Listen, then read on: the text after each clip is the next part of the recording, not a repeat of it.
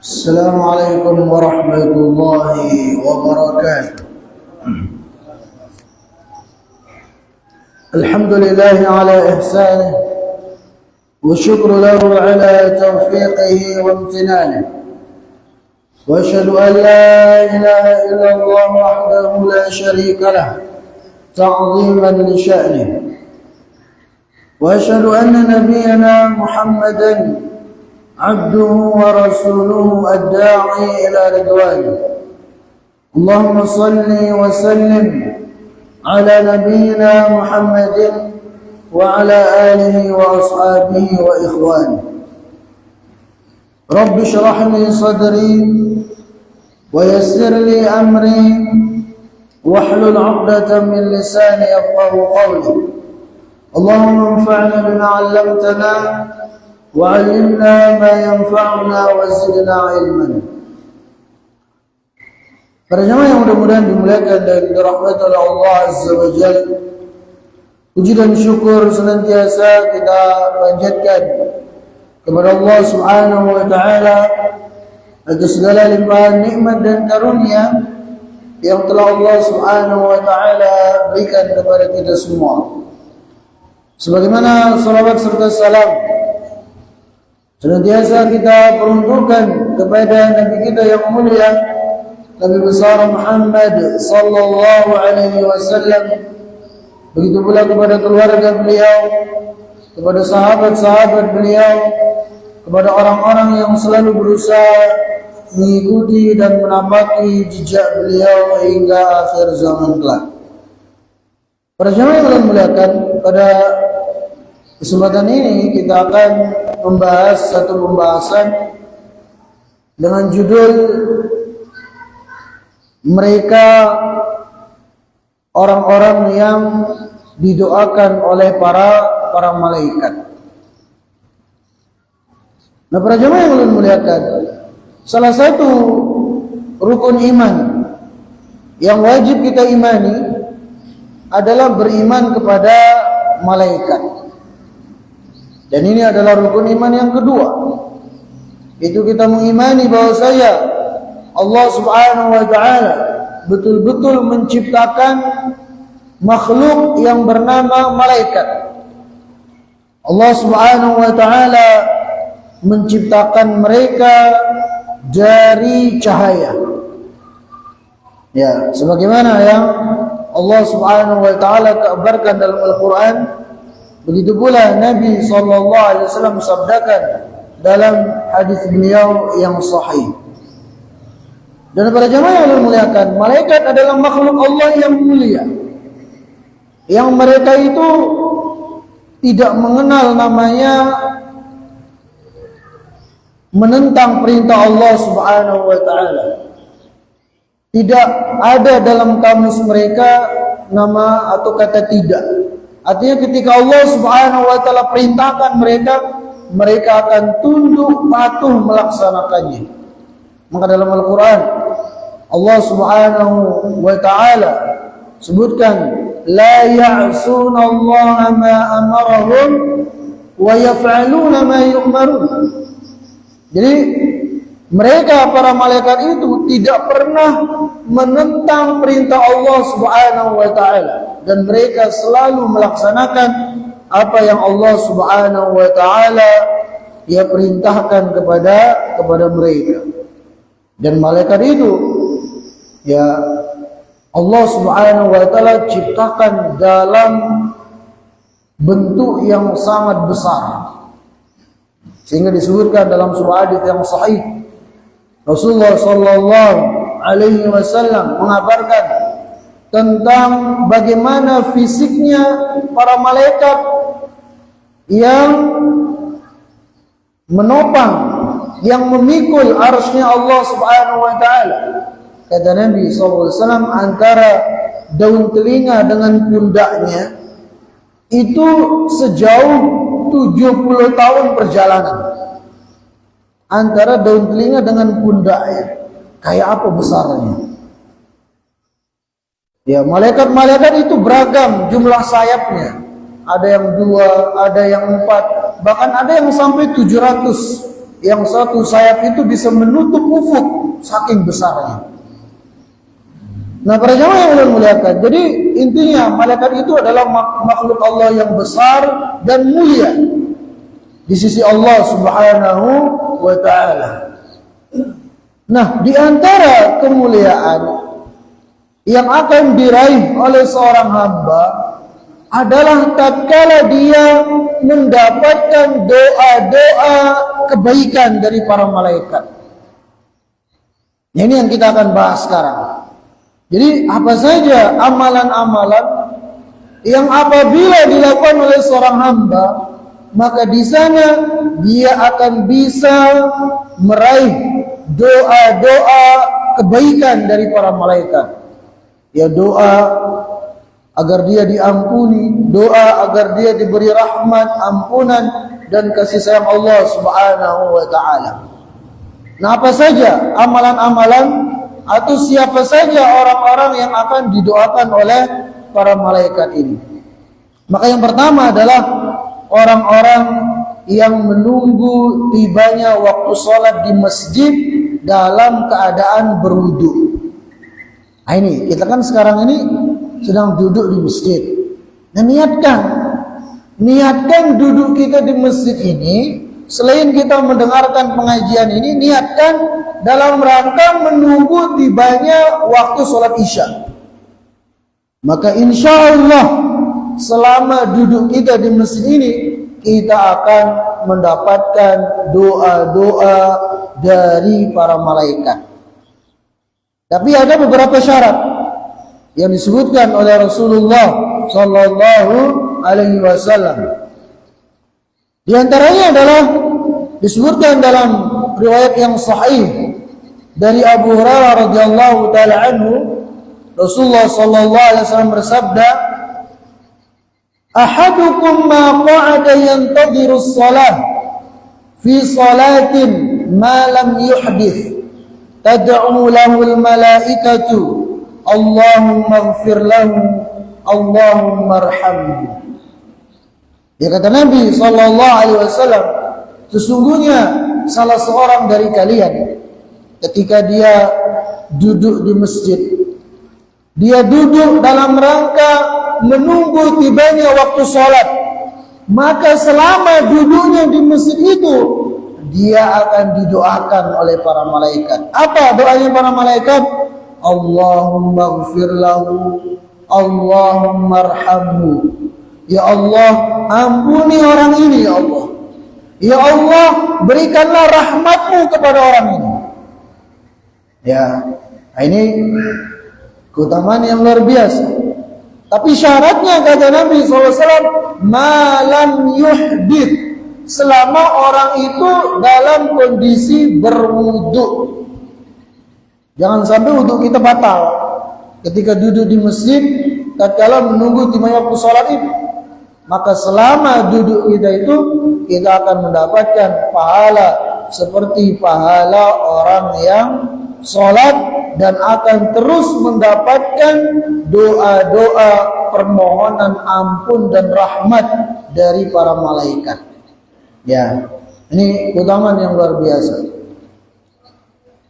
Nah, para jamaah yang mudah-mudahan dimuliakan dan dirahmati oleh Allah Subhanahu wa ta'ala, maka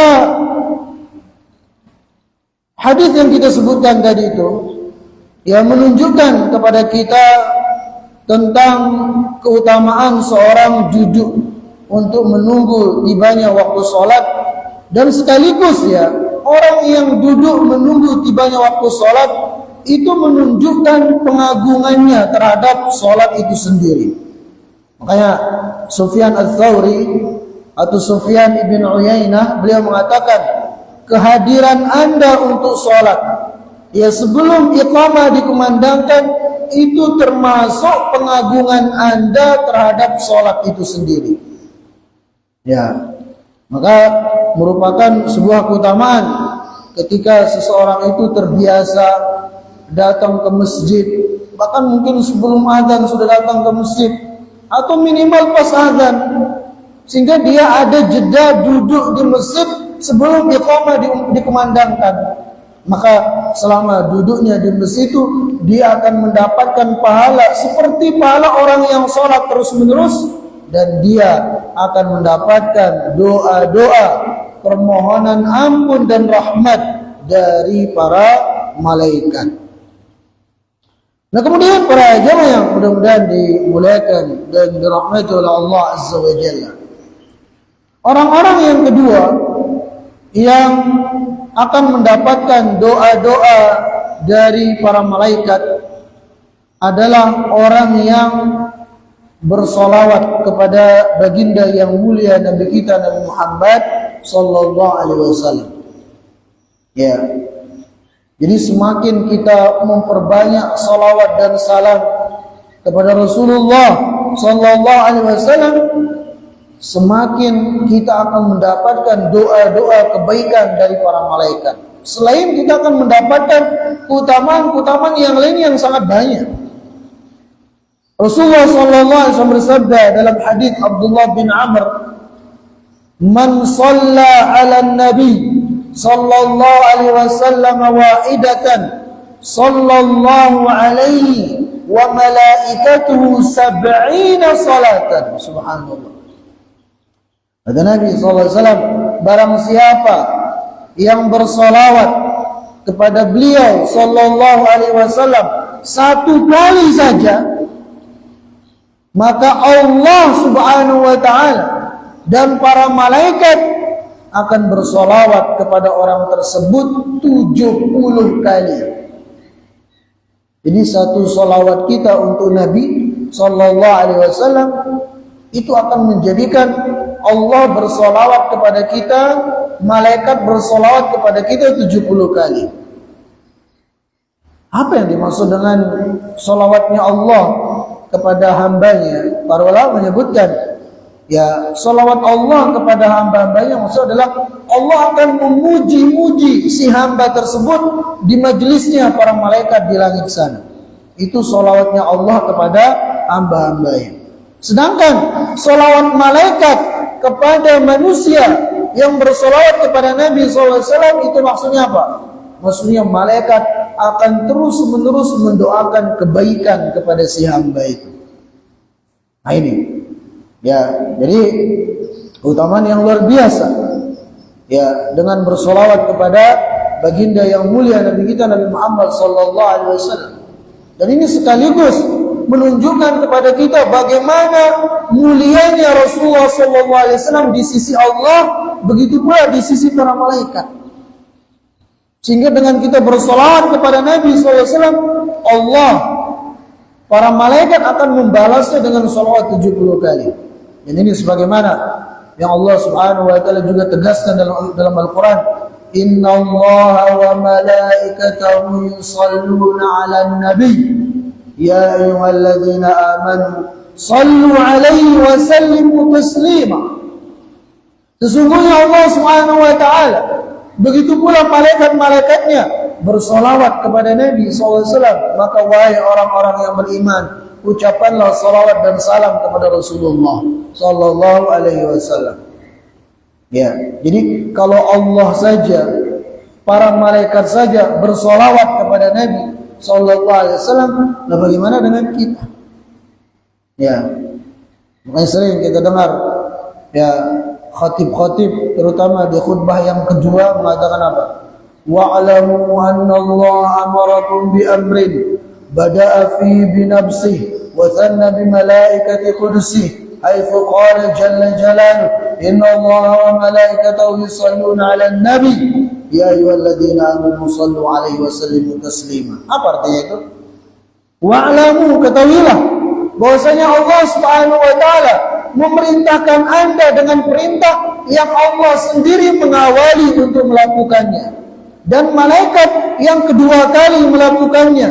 Itu sebagaimana firman-Nya, innallaha wa malaikatahu, sesungguhnya Allah bersolawat kepada Nabi, malaikat bersolawat kepada Nabi, maka wahai orang-orang yang beriman, bersolawatlah kalian dan ucapkan salam kepada Rasulullah sallallahu alaihi wasallam. Sehingga ya para jamaah yang ulun muliakan, dengan bersolawat kepada Nabi sallallahu alaihi wasallam, kebaikan demi kebaikan kita akan dapatkan. Bahkan ya Syekh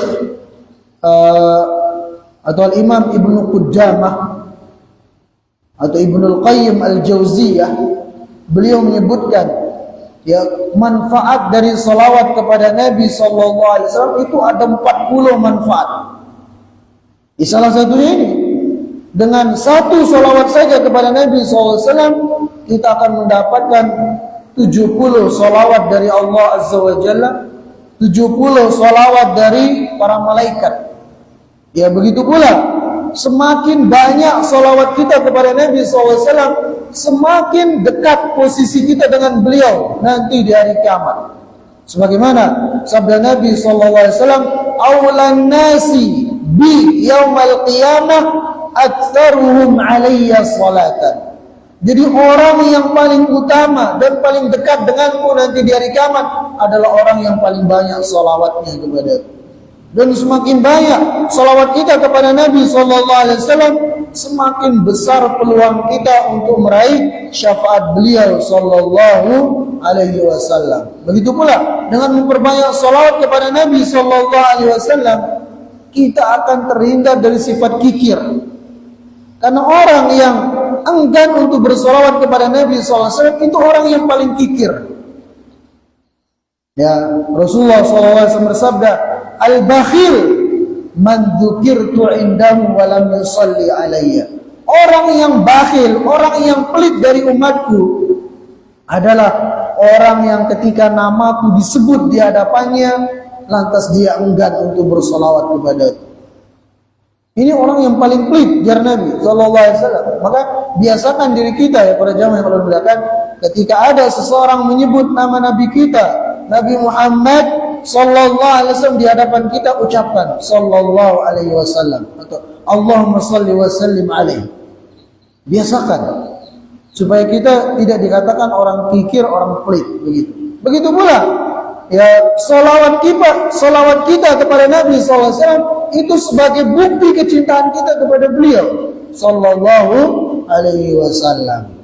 Dan tentunya ya para jamaah yang Allah muliakan, salawat yang kita maksud adalah salawat yang tidak ada unsur-unsur gulu kepada Nabi sallallahu alaihi wasallam. Dan salawat yang paling afdal adalah salawat Ibrahimiyah. Itu yang langsung Nabi SAW ajarkan. Memang di zaman kita ini banyak orang buat salawat-salawat. Ya salawat ini, salawat itu, salawat ya macam-macam. Nah, kita katakan sebaik-baik salawat adalah salawat yang Nabi ajarkan. Ya kalau ulun pribadi yang mencukupkan diri dengan salawat yang Rasulullah SAW ajarkan, yaitu salawat Ibrahimiyah. Jadi para sahabat, padahal para sahabat itu orangnya lihai-lihai bahasa Arab. Artinya kalau ingin membuat salawat-salawat dengan redaksi dari para sahabat mudah, karena mereka itu orang-orang ahli bahasa Arab. Bahkan sebagian sahabat itu para penyair-penyair ulum. Tapi mereka bertanya kepada Nabi SAW, ya Rasulullah sallallahu alaihi wasallam, arafna kaifa nusallim alaik, fa kaifa nusalli alaik, kata para sahabat. Wahai Rasulullah SAW, kami tahu cara kami mengucapkan salam kepada anda. Lantas bagaimana cara kami bersalawat kepada anda? Maka Nabi SAW bersabda, qulu Allahumma salli ala Muhammad wa ala ali Muhammad kama sallaita ala Ibrahim wa ala ali Ibrahim innaka Hamidum Majid, wa barik ala Muhammad wa ala ali Muhammad kama barakta ala Ibrahim wa ala ali Ibrahim innaka Hamidum Majid. Ini salawat yang langsung ya datang dari mulut Nabi SAW yang mulia. Ini salat yang paling bagus. Atau salat yang umum, Allahumma salli wa sallim ala nabiyina Muhammad. Ya, itu juga silahkan. Dan itu yang sunnah kita baca di pagi dan sore hari. Ya, pagi kita baca 10 kali, sore kita baca 10 kali. Maka dengan demikian insya Allah kita akan bisa meraih syafaat Rasulullah sallallahu alaihi wasallam begitu. Nah, itu yang kedua. Jadi orang yang akan didoakan oleh malaikat adalah mereka yang selalu memperbanyak salawat dan salam kepada baginda yang mulia Nabi Muhammad sallallahu alaihi wasallam. Kemudian yang ketiga, dari orang-orang yang akan mendapatkan doa dari para malaikat adalah seseorang yang mendoakan kebaikan untuk saudaranya. Ya, jadi dalam doa-doa yang dia panjatkan kepada Allah Subhanahu wa taala tidak hanya sebatas untuk dirinya, tapi saudaranya dia doakan, kawannya dia doakan. Nah, orang seperti ini akan mendapatkan doa dari para malaikat ketika dia mendoakan kawannya, ketika dia mendoakan saudaranya. Disebutkan dalam hadis dari Abu Darda bahwasanya Rasulullah sallallahu alaihi wasallam bersabda, "Ma min 'abdin muslimin yad'u li akhihi bi dhahril ghaib illa qala al malak wa laka mithluh." Yang artinya Rasulullah sallallahu alaihi wasallam bersabda, tidaklah ada seorang muslim yang dia mendoakan saudaranya tanpa sepengetahuan saudaranya itu. Dia doakan saudaranya tanpa sepengetahuannya. Apa yang akan dia dapatkan? Melainkan malaikat akan mengatakan kepada dia, walaka mithluh, dan untukmu yang semisal, untukmu yang seperti itu. Contoh misalnya, ya ulun mendoakan, ya Allah ampuni ya kawan saya si fulan misalnya, maka malaikat akan mengatakan walaka mithlu, dan bagimu juga ampunan seperti itu.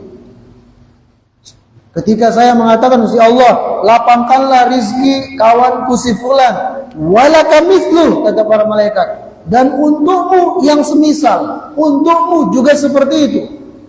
Jadi setiap kali kita doakan saudara kita, malaikat mendoakan untuk kita dengan doa yang sama. Nah, ini yang kita kadang dalam doa-doa itu hampir gak pernah mendoakan saudara kita, hampir gak pernah mendoakan kawan kita. Ya, maka alangkah baiknya ya dalam doa-doa kita ucapkan doa-doa yang kita peruntukkan untuk saudara kita, sehingga dengan sebab itu malaikat-malaikat pun akan mendoakan kepada kita, ya, mendoakan untuk kita. Bahkan disebutkan ini sahabat Nabi sallallahu alaihi wasallam yang meriwayatkan hadis tadi itu siapa tadi? Abu Darda. Kan beliau yang menyampaikan hadis ini kepada kita, bahwasanya seorang yang mendoakan saudaranya, malaikat akan mendoakan hal yang sama untuknya. Abu Darda, beliau mengatakan, saya setiap hari mendoakan 70 dari kawan-kawanku. Kata Abu Darda ini, sahabat Nabi yang meriwayatkan hadis ini. Untuk mengamalkan hadis ini, beliau setiap hari, setiap malam tuh, ya sehari semalam mendoakan 70 orang. Supaya terus-menerus beliau mendapatkan doa dari para malaikat. Lihat, ya bagaimana para sahabat ini dalam mengamalkan hadis-hadis Nabi sallallahu alaihi wasallam. Jadi tidak hanya sekedar beliau sampaikan, tapi beliau sendiri mengamalkannya, Abu Darda ini. Ya. Dan para jamaah yang ulun muliakan, kita tatkala senang mendoakan kebaikan untuk saudara kita, itu bertanda bersihnya hati kita. Nah, biasanya ya orang yang mendoakan saudaranya itu tidak akan muncul kecuali orang yang hatinya itu bersih dari segala bentuk permusuhan, kebencian, kedengkian dan seterusnya. Itulah yang kemudian akan mendorong dia untuk mendoakan kebaikan-kebaikan untuk saudaranya. Ya, makanya Allah Subhanahu wa taala menganjurkan kita dalam surah Al-Hasyr ayat 10, "Walladzina ja'u min ba'dihim yaquluna rabbana ighfir lana wa li ikhwanina alladzina sabaquna bil iman wa la taj'al fi qulubina ghillan lil ladzina amanu rabbana innaka ra'ufur rahim." Allah berfirman yang artinya, dan orang-orang yang datang setelah mereka, itu orang-orang yang beriman yang datang setelah mereka, mereka pun mengatakan, "Ya Allah Tuhan kami, ampunilah kami dan ampunilah saudara-saudara kami yang sudah mendahului kami dalam keimanan, dan jangan jadikan dalam hati-hati kami ini, ya Allah, rasa dengki, rasa iri kepada mereka. Ya Allah, sesungguhnya Engkau Maha Penyantun lagi Maha Penyayang." Nah ini ya sifat orang-orang yang beriman, sifat orang-orang yang hatinya bersih dari kedengkian, itu dia senang untuk mendoakan kebaikan bagi saudaranya, sehingga malaikat pun akan mendoakan dia dengan doa yang setimpal. Nah ini ya, ini orang yang ketiga yang akan ya mendapatkan doa dari para malaikat. Kemudian yang keempat dari orang-orang yang akan mendapatkan doa dari para malaikat adalah orang yang banyak berinfak dan bersedekah. Ya, orang yang senang berbagi, berinfak dengan saudaranya.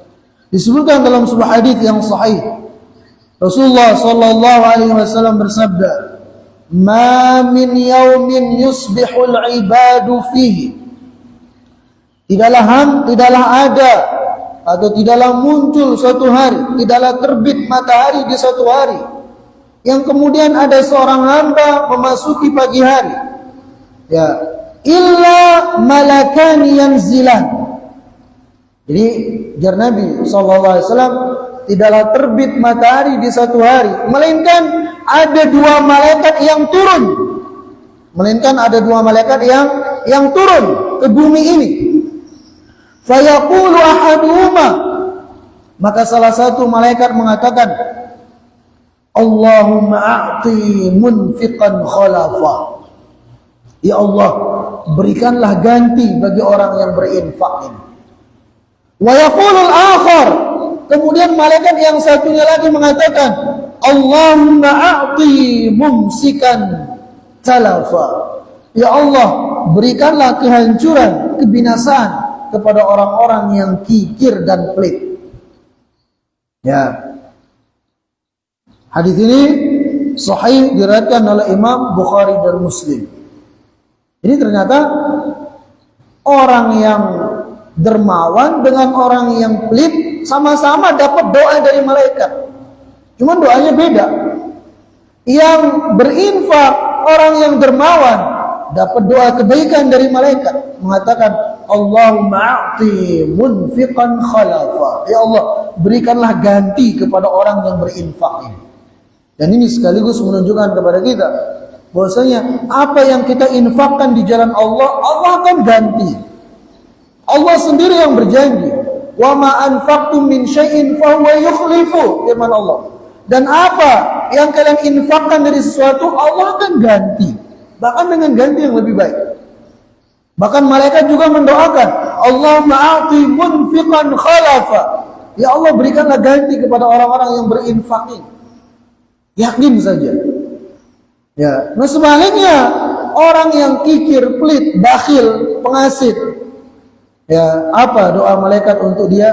Allahumma a'ti mumsikan talafa. Ya Allah, berikanlah kehancuran, kebinasaan bagi orang yang kikir dan pelit ini. Nah, tinggal kita memilih doa yang mana. Ya, maka alangkah bagusnya kita tiap hari itu kalau bisa ada yang kita infakkan dari harta kita, sehingga kita akan mendapatkan doa-doa dari para malaikat. Dan sebagaimana yang sering kita sampaikan ya para jamaah yang Allah muliakan, bahwasanya harta kita yang hakiki itu adalah apa yang kita infakkan di jalan Allah Subhanahu wa taala. Itu yang akan terus menyertai kita sampai kuburan kita, bahkan sampai hari kiamat nanti. Sebagaimana sabda Nabi sallallahu alaihi wasallam, yaqulu ibnu Adam mali mali. Anak Adam mengatakan ini hartaku, itu hartaku. Padahal jar Nabi SAW, manusia itu tidak punya harta kecuali 3. Apa yang dia pakai dari pakaian hingga lusuh, habis di dunia. Apa yang dia makan dari makanan, jadi kotoran, habis. Kemudian yang ketiga, apa yang dia infakkan fisabilillah, itulah yang akan terus menyertai dia sampai kuburannya, sampai hari kiamat nanti. Kemudian para jamaah yang mudah-mudahan dimuliakan dan dirahmati oleh Allah Azza wa Jalla, yang kelima dari orang-orang yang akan mendapatkan doa ya kebaikan dari para malaikat adalah orang-orang yang makan sahur. Ya, orang-orang yang makan sahur. Sebagaimana disebutkan dalam riwayat yang sahih. Ya, diriwayatkan oleh Imam Ahmad, Rasulullah SAW bersabda, "As-sahuru aklu barakatun, fala tad'u walau an yajra' ahadukum jur'atan min ma'in, fa inna Allah wa malaikatahu yusalluna 'alal mutasahhirin." Jar Nabi SAW, sesungguhnya sahur itu adalah makanan yang diberkahi. Maka jangan sekali-kali kalian meninggalkan sahur ketika berpuasa, walaupun hanya meneguk 1 teguk air. Intinya lakukan sahur. Menunjukkan sahur ini nggak harus dengan nasi, nggak harus. Intinya ada yang kita makan, ada yang kita minum, itu sudah sahur. Maka kata Nabi SAW, jangan sekali-kali kalian meninggalkan sahur ketika puasa, walaupun hanya meneguk 1 teguk air. Kenapa? Fa inna Allah wa malaikatahu yusalluna 'alal mutasahhirin. Karena sesungguhnya Allah Subhanahu wa taala, begitu pula para malaikat akan bersolawat kepada orang-orang yang melakukan santap sahur. Nah ini. Ya, jadi walaupun puasa kita puasa sunnah misalnya, selalu usahakan untuk bersahur. Karena pastinya manfaatnya ya luar biasa begitu. Selain kita mendapatkan doa, salawat dari Allah Azza wa Jalla, doa dan kebaikan dari para malaikat, tentunya dengan bersahur kita lebih kuat untuk berpuasa. Dengan bersahur kita mendapatkan pahala, karena sahur itu sendiri adalah ibadah. Ya, maka usahakan tatkala kita berpuasa kita ya lakukan sahur ini. Dan ini juga bentuk kita mencontohi puasanya Nabi sallallahu alaihi wasallam, dan dalam rangka kita melaksanakan perintah Rasulullah sallallahu alaihi wasallam serta menyelisihi puasanya ahlul kitab, sebagaimana yang Rasulullah sallallahu alaihi wasallam sabdakan. Kemudian para jamaah yang mudah-mudahan dimuliakan dan dirahmati oleh Allah Azza wa Jalla, yang keenam dari orang-orang yang akan mendapatkan doa kebaikan dari para malaikat adalah mereka yang menjenguk saudaranya yang sakit. Ya, ada kawannya sakit dia jenguk. Nah, ini salah satu keutamaannya, ya kita akan mendapatkan doa-doa dari para malaikat. Sebagaimana disebutkan dalam hadis dari Ali bin Abi Thalib radhiyallahu taala anhu, bahwasanya Rasulullah sallallahu alaihi wasallam bersabda, "Ma min muslimin ya'udu musliman gudwatan illa shalla alaihi 70,000 malakin hatta yumsi." Subhanallah. Kata Nabi SAW, tidaklah ada seorang muslim yang dia menjenguk saudaranya yang sakit di pagi hari, melainkan dia akan didoakan oleh 70,000. Sekali lagi, 70,000 malaikat akan mendoakannya sampai sore. Jadi ketika dia jenguk saudara di pagi hari, 70,000 malaikat mendoakan dia sampai sore. Kemudian kata Nabi SAW, wa in 'adahu 'ashiyatan illa shalla alaihi 70,000 malakin hatta yusbih. Dan apabila dia menjenguk saudaranya di sore hari, maka malaikat 70.000 malaikat akan mendoakan dia sampai pagi hari. Ini kalau sore hari dia menjenguk saudaranya, 70.000 malaikat akan terus menerus mendoakan dia dari sore hari itu sampai pagi hari. 70.000, bayangkan. Menunjukkan ya betapa besar keutamaan kita menjenguk saudara kita yang sakit, begitu.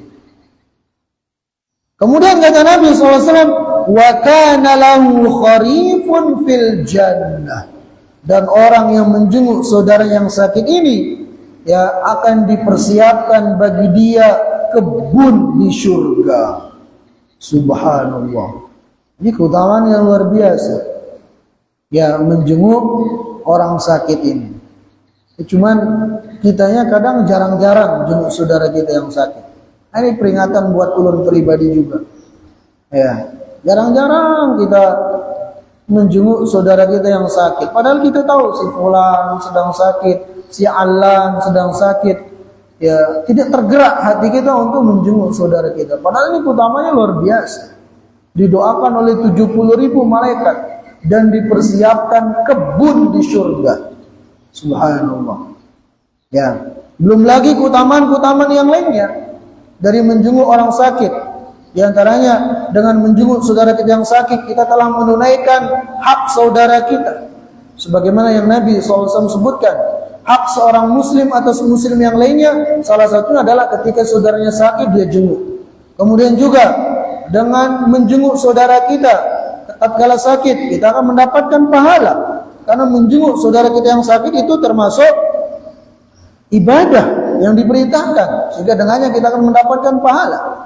Ya, begitu pula dengan kita menjenguk saudara kita yang sakit, maka di sana kita bisa menghibur dia, bisa memberikan semangat kepada dia, memotivasi dia, ya bisa mendoakan dia, mengingatkan dia tentang akhiratnya, dan itu akan sangat menenangkan bagi orang yang sakit itu. Ya, tentunya perhatikan juga adab-adabnya ya. Jangan kemudian setelah mendengar ini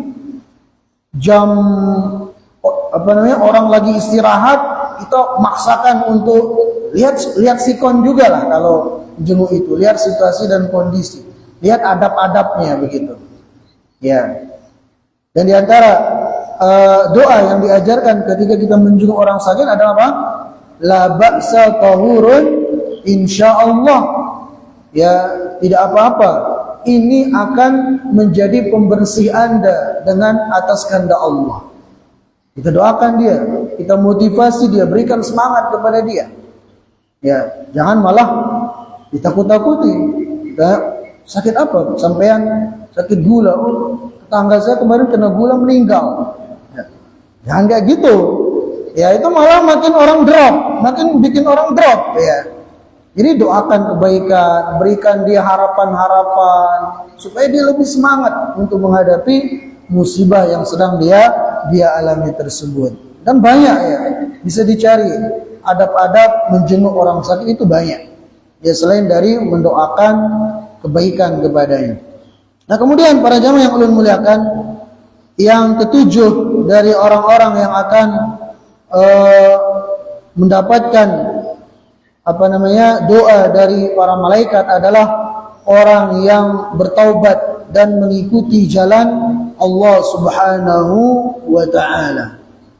Ya, dan ini sebagaimana yang Allah Subhanahu wa taala sebutkan dalam surah Ghafir ayat 7 sampai ayat 9. Allah Subhanahu wa taala berfirman, "Alladzina yahmiluna al-'arsya wa man hawlahu yusabbihuna bihamdi rabbihim wa yu'minuna bihi wa yastaghfiruna lilladzina amanu rabbana wasi'ta kulla syai'in rahmatan wa 'ilma faghfir lilladzina tabu wattaba'u sabilaka wa qihim 'adzabal jahim." Yang artinya, dan malaikat-malaikat yang memikul arasy dan malaikat-malaikat yang berada di sekelilingnya bertasbih dan memuji Tuhannya, dan mereka beriman kepadanya serta memohonkan ampun. Nah ini. Jadi malaikat-malaikat pemikul arash dan malaikat-malaikat yang berada di sekitar arash, firman Allah, mereka akan memohonkan ampun ya untuk siapa? Untuk orang-orang yang beriman. Seraya berkata, ya Tuhan kami, ini doa para malaikat. Ya Tuhan kami, ya rahmat dan ilmu yang ada padamu meliputi segala sesuatu, maka berilah ampunan kepada orang-orang yang bertaubat dan mengikuti jalanmu, dan peliharalah mereka dari azab api neraka. Jadi di sini ya malaikat mendoakan orang-orang yang bertaubat dan orang-orang yang mengikuti jalan Allah Subhanahu wa taala, ya didoakan agar mendapatkan pengampunan dari Allah Subhanahu wa taala dan agar mendapatkan rahmat dan kasih sayang Allah Subhanahu wa taala. Demikian yang ulun bisa sampaikan ya dari orang-orang yang berhak yang mendapatkan doa-doa kebaikan dari para malaikat. Itu ada 7 orang kita sebutkan, mungkin masih ada yang lainnya, tapi kita cukupkan dengan yang 7 ini. Mudah-mudahan dengan mengetahui hal ini kita bisa mengamalkan amalan-amalan yang 7 ini, sehingga kemudian dengannya kita bisa mendapatkan doa-doa kebaikan dari para malaikat. Demikian, wassalamualaikum warahmatullahi wabarakatuh. Subhanallah.